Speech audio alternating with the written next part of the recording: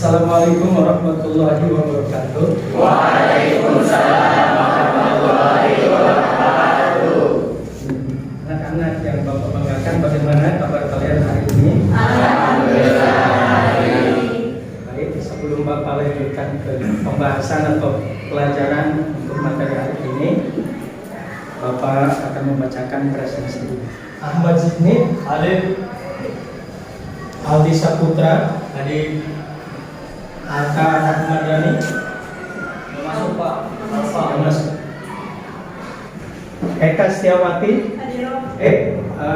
Pertemuan yang minggu lalu kita sudah membahas materi yaitu tentang mengimani atau beriman kepada Rasulullah.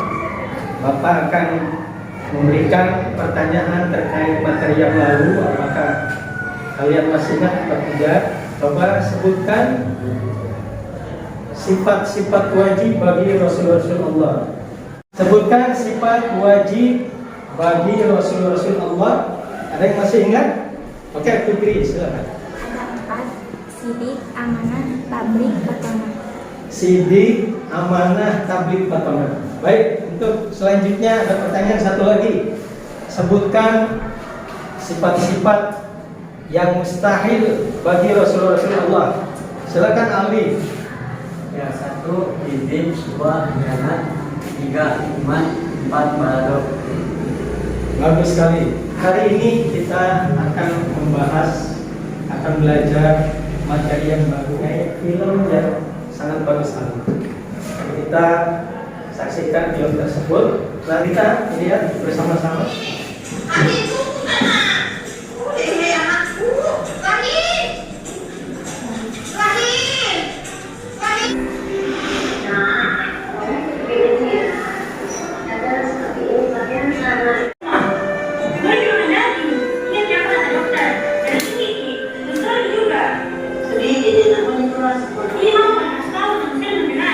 Pada film pendek tadi ada beberapa nilai yang dapat kita ambil dari film tadi.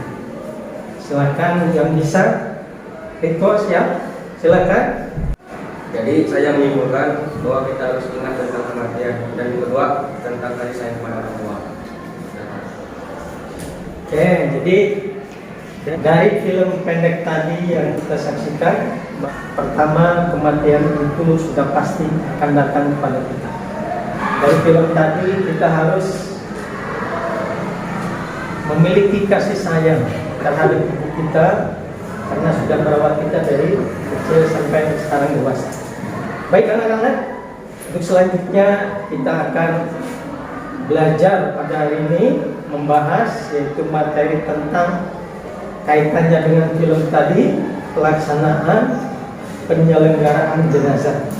Di mana pada hari ini kita akan membahas pertemuan pertama dari 3 pertemuan, yaitu tentang tata cara memandikan dan mengkafani jenazah. Allah berfirman dalam Al-Quran, kullu nafsin dha'iqatul maut. Tiap-tiap yang bernyawa pasti akan merasakan mati. Begitu juga kita sebagai manusia sudah pasti nanti akan mengalami kematian. Kematian kadang datang secara misterius. Kenapa? Karena kematian tidak mengenal usia. Banyak usia yang masih muda, bayi, ada yang meninggal. Kemudian umur 5 tahun, umur belasan tahun. Nanti sekalipun umur kakek nenek sudah usia tua, itu sudah pasti akan meninggal. Kematian tidak mengenal tempat. Kadang ketika ada orang menaiki pesawat pun meninggal, di daratan, di lautan. Ketika orang sedang tidur, kadang meninggal. Itulah kematian. Yang jelas kita sebagai manusia yang merasakan kematian harus mempersiapkan dari sekarang untuk bekal kematian, untuk bekal kehidupan setelah mati. Karena Rasulullah SAW bersabda, "Kaisu man dana nafsahu wa amila lima ba'dal maut." Kata Rasulullah, orang yang cerdas adalah orang yang mengingat kematian sehingga bisa mengumpulkan bekal dari sekarang, di mana bekal tersebut akan dibawa pada kehidupan setelah kematian. Terus selanjutnya tugas atau yang akan kita bahas hari ini, Bapak akan share lembar kerja, yaitu di grup kelas kita. Di sana nanti ada link, ada video bagaimana tata cara memandikan jenazah dan mengkafani jenazah. Maka dari itu selanjutnya Bapak akan membagi kelompok ke dalam 3 kelompok. Kemudian dari belakang Alfi. Kemudian sisanya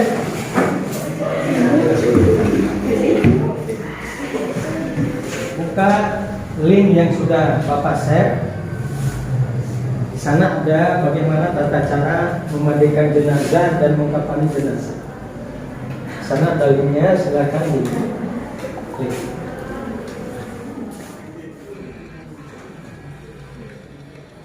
Untuk selanjutnya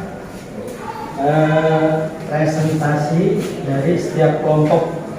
Silakan yang mau maju dari kelompok mana dulu? Silakan kelompok sini. Oke, silakan maju. Saya perwakilan dari kelompok 2 untuk mempresentasikan hasil kerja kelompok kami. Yang pertama, jenazah dimandikan di tempat tertutup. Kemudian jenazah dibaringkan di tempat yang tinggi seperti dipan, meja, dan lain-lain. Kemudian jenazah ditutup dengan kain yang melindungi seluruh tubuhnya agar aurat tidak terlihat. Kemudian niat memandikan jenazah sambil menyiram air ke seluruh badan secara merata dari kepala sampai kaki. Disunahkan hitungannya ganjil dan mendahulukan anggota badan sebelah kanan. Dan yang kelima, bersihkan kotoran dan najis yang melekat pada anggota badan jenazah dengan sampo dan sabun. Saya akan mempresentasikan hasil diskusi dari kelompok kami, yaitu tata cara mengkafani jenazah. Yang pertama, siapkan tali di tempat yang akan digunakan untuk mengkafani. Jumlahnya disunahkan itu ganjil. Yang kedua, bentangkan kain kafan sehelai demi sehelai, yang paling bawah lebih besar dan luas, serta setiap lapisan diberi kapur barus. Bagi jenazah perempuan, siapkan baju, kurung, dan kerudung. 3. Angkat jenazah dalam keadaan tertutup dengan kain dan letakkan di atas kain kafan memanjang, lalu ditaburi wangi-wangian. Nomor 4. Tutuplah lubang-lubang hidung, telinga, mulut, kubul, dan dubur yang mungkin masih mengeluarkan kotoran dengan kapas. Kita akan ada sesi tanya jawab. Barangkali ada yang mau mengajukan pertanyaan ke kelompok yang tadi presentasi, silakan. Dari kelompok sini ada yang mau mengajukan tanya jawab. Barangkali dari kelompok lain ada yang melontarkan atau memberikan pertanyaan ke kelompok tadi yang presentasi, silakan. Terutama dari kelompok 1, silakan. Saya bertanya, bagaimana kalau tidak ada kain kafan berwarna putih, apakah boleh menggunakan kain kafan berwarna hitam? Ya, boleh kalau nggak ada kainnya. Tadi pertanyaan dari kelompok 1, jadi kalau tidak ada kain kafan warna putih, tidak ada nih, sementara mayat sudah harus dikuburkan, maka boleh kain warna apa saja. Yang terpenting kain tersebut bisa menutupi ke seluruh tubuh. Tadi kita sudah berdiskusi, belajar tentang bagaimana tata cara memandikan dan mengkafani jenazah. Dan untuk pembelajaran yang akan datang, materi yang akan kita bahas masih ada kaitannya dengan pelaksanaan penyelenggaraan jenazah, di mana submateri yang kedua yaitu tentang tata cara menyolatkan dan menguburkan jenazah. Paham anak? Mari kita tutup untuk pembelajaran hari ini dengan kata alhamdulillah.